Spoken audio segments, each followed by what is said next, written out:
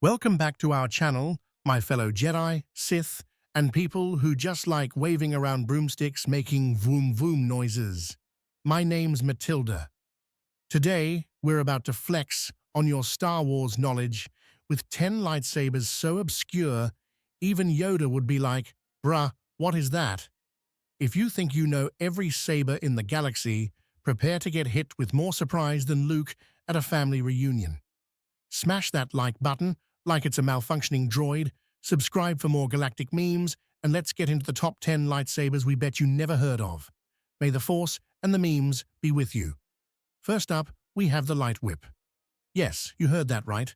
Someone in the galaxy looked at a regular lightsaber and said, "What if this was spaghetti?" The light whip is basically a lightsaber that went full Indiana Jones. It's a flexible, whip-like blade, and it's so dangerous that most Jedi are like, nah, I'm good. The most famous user is Lumia, who was basically the OG Sith e-girl, and more recently, Jedi Master Vernestra Rwoh in the High Republic era. If you want to cosplay as a Force-powered Catwoman, this is your weapon. Just don't try to floss with it, unless you want a free trip to the med bay. Next, the darksaber. This one's got more lore than a Reddit thread about Snoke.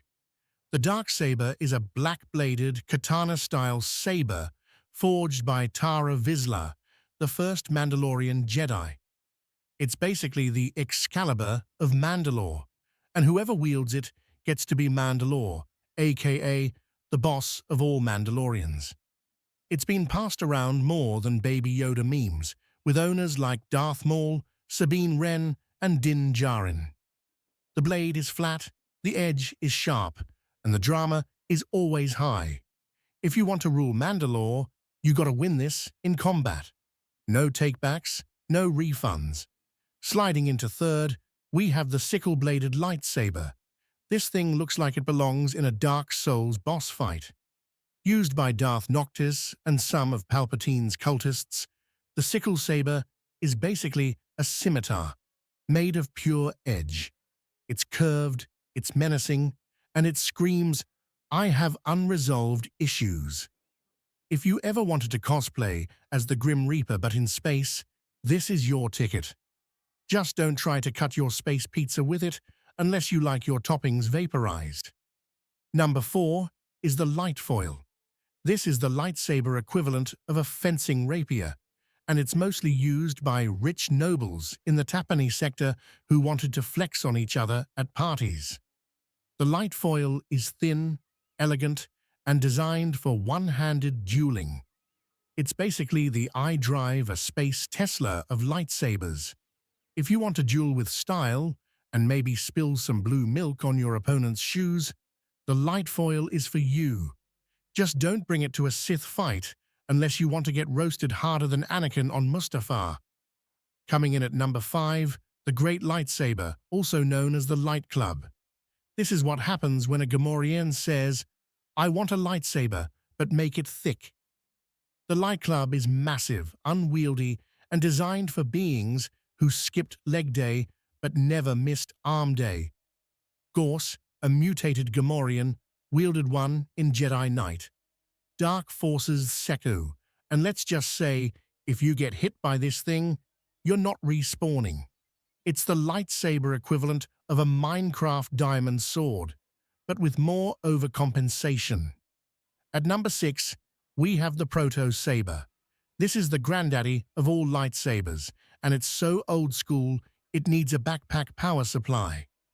Early Force users on Mustafar rocked these, dragging around a cable like they were trying to charge their phone at Comic-Con.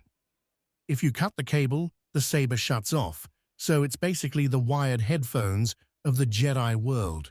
It's clunky, it's heavy, and it's a miracle anyone survived using it. But hey, you gotta respect your elders. Number 7 is Ezra Bridger's blaster lightsaber. This is what happens when you can't decide between a lightsaber and a blaster. So you just say, why not both? Ezra, the king of DIY, built a saber that can also fire stun bolts. It's perfect for those days when you want to duel a Sith at noon and shoot some stormtroopers at 3 p.m.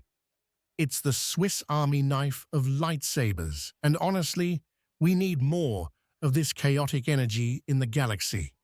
Eighth on the list is the lightsaber pike.